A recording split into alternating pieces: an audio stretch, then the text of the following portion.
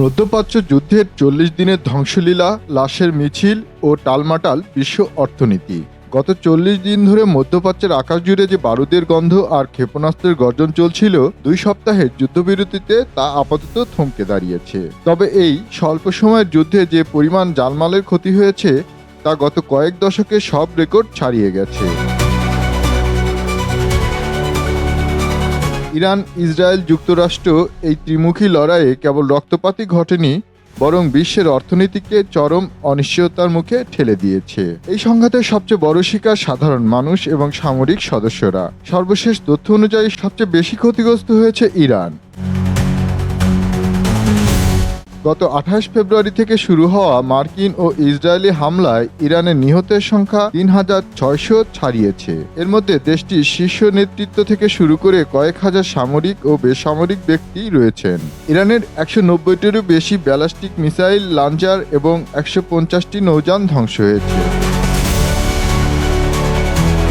Tehran সহ বড় শহরগুলোতে সামরিক ও কৌশলগত স্থাপনাগুলো মারাত্মকভাবে ক্ষতিগ্রস্ত হয়েছে। ইসরায়েলের বিমান হামলায় লেবাননে প্রাণ হারিয়েছে ১৫০০ জনেরও বেশি মানুষ, যার মধ্যে অন্তত ১২৯ জন শিশু।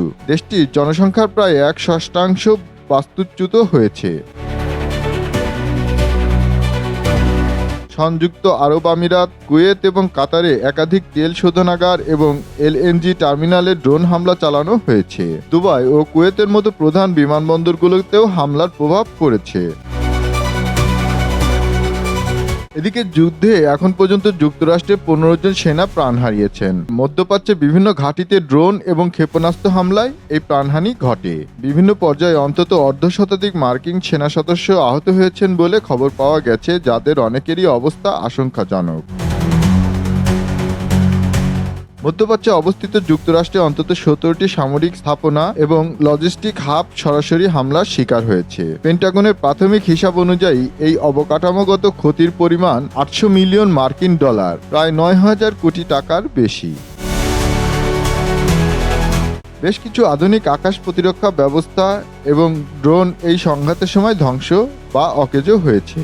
জীবিকার তাগিদে মরুভূমির দেশে পাড়ি জমানো বাংলাদেশিরাও এই যুদ্ধের হাত থেকে রেহাই পাননি। পররাষ্ট্র মন্ত্রণালয়ের তথ্য অনুযায়ী এ পর্যন্ত যুদ্ধে অন্তত ৬ জন বাংলাদেশি প্রাণ হারিয়েছেন। এর মধ্যে সৌদি আরবের ২ জন এবং দুবাই ও বাহরাইনে ১ জন করে নিহত হওয়ার খবর নিশ্চিত করা হয়েছে। কয়েকশো বাংলাদেশি বর্তমানে সংঘাতপূর্ণ এলাকায় আটকা পড়ে আছেন, যাদের ফিরিয়ে আনা প্রক্রিয়া শুরু করেছে সরকার। যুদ্ধের কারণে তেলের দাম কয়েক দশকের মধ্যে সর্বোচ্চ পর্যায়ে পৌঁছেছিল, তবে যুদ্ধবিরতির ঘোষণার পর তা ১৩% কমে কিছুটা স্থিতিশীল হয়েছে। বিশ্বের ২০% তেল সরবরাহকারী এই রুটটি বন্ধ থাকায় দীর্ঘদিন এশিয়া ও আফ্রিকার দেশগুলোতে সার ও খাদ্য সংকট প্রখর আকার ধারণ করেছে। বিশ্লেষকরা বলছে, এই ২ সপ্তাহের যুদ্ধবিরতি কেবল একটি সাময়িক বিরতি মাত্র। যদি স্থায়ী কোনো শান্তি চুক্তি না হয়, তবে এই ধ্বংসযজ্ঞের মাত্রা আরও বাড়বে। মধ্যপ্রাচ্যের এই লাশের মিছিল আর কত লম্বা হবে তা এখন নির্ভর করছে আগামী কয়েকদিনের কূটনৈতিক আলোচনার উপর। রবিউল রানী, আন্তর্জাতিক ডেস্ক, দৈনিক স্পষ্টবাদী।